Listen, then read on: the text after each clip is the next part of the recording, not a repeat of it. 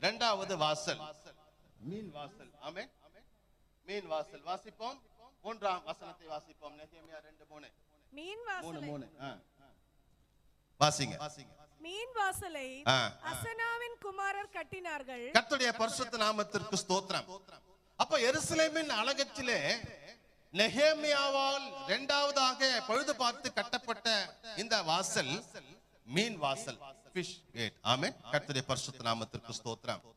இது அலகத்தின் வடகிழக்கு பகுதியிலே இருப்பதாக நாம் பார்க்கிறோம்.